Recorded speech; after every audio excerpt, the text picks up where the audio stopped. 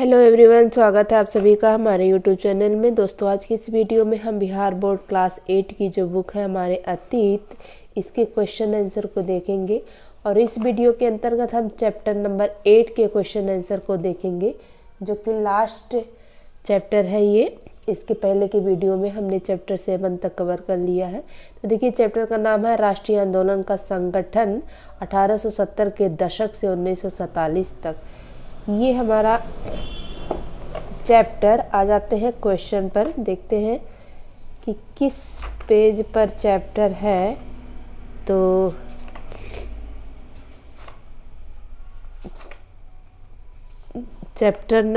Page number 108 पर question दिया गया है। तो देखिए, पहला क्वेश्चन क्या कर रहा है। 1870 और 1880 के दशकों में लोग ब्रिटिश शासन से क्यों असंतुष्ट थे।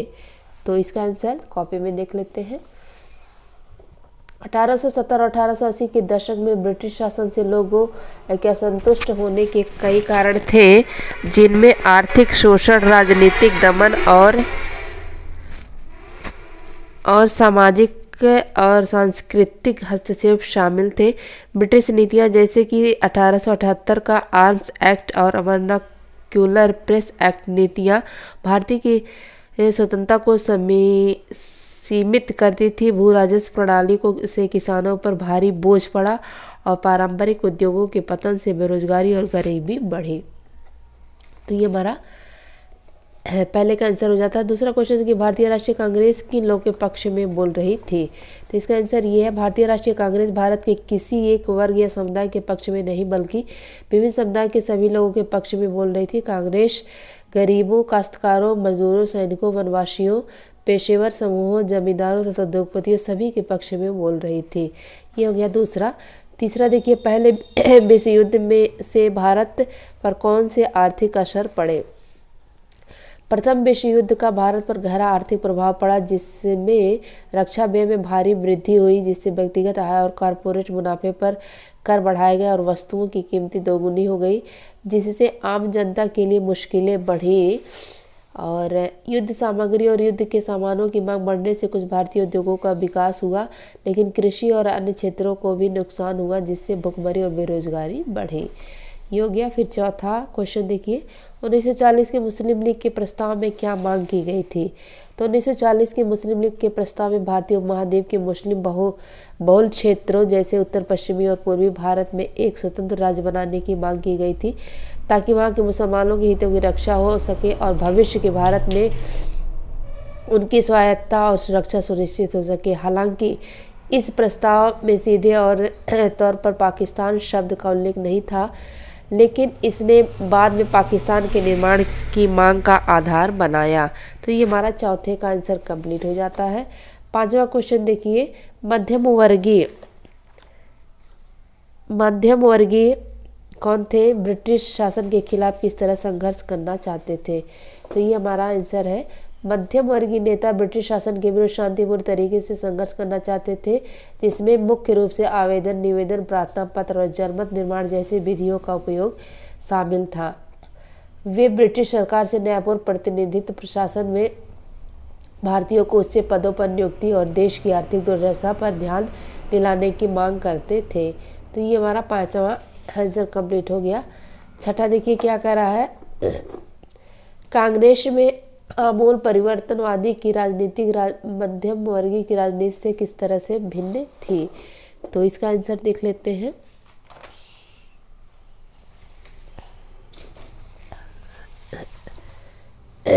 इसका आंसर, कांग्रेस में आमूल परिवर्तनवादी और मध्यम वर्ग की राजनीति में अंतर यह है कि आमूल परिवर्तनवादी कांग्रेस में आमूलचूल क्रांतिकारी बदलाव की वकालत करते थे, जिसका लक्ष्य समाज और राजनीति में तत्काल और व्यापक परिवर्तन लाना था, जबकि मध्यम वर्गीय कांग्रेस में धीरे धीरे क्रमिक सुधार और संवैधानिक तरीकों पर जोर देते थे।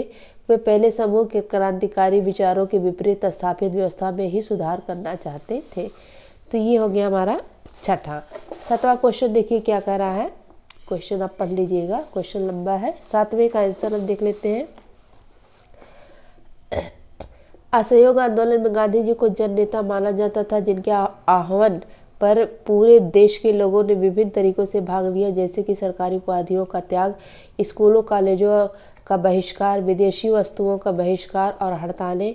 यह आंदोलन बिहार, सिंध, पंजाब और संयुक्त प्रांत जैसे कम राजनीतिक रूप से सक्रिय क्षेत्रों में भी बहुत सफल रहा। लोग गांधी जी के सिद्धांतों को स्वीकार करते थे, उनके नेतृत्व में ब्रिटिश सरकार को चुनौती देने के लिए एकजुट हुए थे। तो ये हमारा 7वें का आंसर कंप्लीट हो जाता है। 8वां क्वेश्चन देखिए क्या कह रहा है, गांधी जी ने नमक कानून तोड़ने का फैसला क्यों लिया। तो इसका आंसर देखिए, गांधी जी ने दांडी मार्च के दौरान कानून तोड़ने का फैसला किया क्योंकि यह कानून ब्रिटिश सरकार के अन्यायपूर्ण एकाधिकार का प्रतीक था, जो भारतीयों को भोजन की आवश्यक वस्तु नमक बनाने और बेचने से रोकता था और उनके लिए एक अन्यायपूर्ण कर था। गांधी जी ने सविनय अवज्ञा आंदोलन से ब्रिटिश साम्राज्य की नींव हिलाने और सत्याग्रह के माध्यम से अपनी शक्ति का प्रदर्शन करने का लक्ष्य रखा था। तो ये हमारा यहाँ से लेकर के यहाँ तक 8वें का आंसर कंप्लीट हो जाता है। 9वां देखिए क्या करा कि 1937 से 1947 की उन घटनाओं पर चर्चा करें जिनके फलस्वरूप पाकिस्तान का जन्म हुआ। तो देखते हैं, 1937 से 1947 की अवधि में कई घटनाओं ने पाकिस्तान के जन्म में योगदान दिया, जिनमें 1937 के प्रांतीय चुनाव में मुस्लिम लीग की हार हुई और उसका बढ़ता विश्वास, 1940 का लाहौर प्रस्ताव जिसमें एक अलग मुस्लिम राष्ट्र की मांग की गई, 1942 का क्रिप्स मिशन की विफलता, 1946 के चुनाव बाद मुस्लिम लीग की बढ़ती ताकत और कांग्रेस की घटती प्रभावशीलता, 1946 की कैबिनेट मिशन योजना की विफलता, 1946 में प्रत्यक्ष कार्रवाई दिवस के दौरान हुए सांप्रदायिक दंगे और अंततः 1947 में माउंटबेटन योजना के तहत भारत का विभाजन शामिल है। तो ये हमारा देखिए 9वां ये हमारा कंप्लीट हो गया, ये 9वां हो गया। उसके बाद से 10वां क्वेश्चन देखिए क्या कह रहा है, करा पता लगाएं कि आपके शहर, जिले, इलाके या राष्ट्रीय में। तो ये बच्चों के लिए है, अपने अपने शहर में ये पता करेंगे, इलाके में, और उसके हिसाब से इसका आंसर देखेंगे। 11वां क्वेश्चन का आंसर हम देख लेते हैं, ये 11वां है और इसका आंसर देखिए यहाँ पे है, वीर कुंवर सिंह 1777-1858 बिहार राज्य में आरा के निकट जगदीशपुर के जमींदार थे। भारत के प्रथम स्वतंत्रता संग्राम के दौरान 80 वर्ष की आयु में उन्होंने दानापुर संग्राम की कमान संभाली और 2 दिन बाद आरा पर कब्जा कर लिया। 23 अप्रैल 1858 को जगदीशपुर के निकट लड़े गए अपने अंतिम युद्ध में उन्होंने ली ग्रैंड की सेना को हराया था। 26 अप्रैल 1958 को अपने गांव में उनकी मृत्यु हो गई थी। इसके अलावा देखिए सरदार पटेल के बारे में। सरदार पटेल भारत के लौह पुरुष जिन्होंने स्वतंत्रता के बाद भारत को एकजुट करने में महत्वपूर्ण भूमिका निभाई। तो दो राष्ट्रीय आंदोलन के किन्हीं सहभागियों और नेताओं के बारे में लिखना था, तो यहाँ हमने लिख दिया, एक वीर कुंवर सिंह के बारे में और एक सरदार वल्लभ भाई पटेल के बारे में।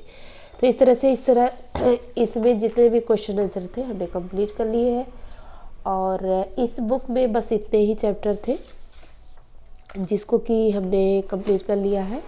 इस वीडियो में बस इतना ही। वीडियो देखने के लिए थैंक यू, धन्यवाद।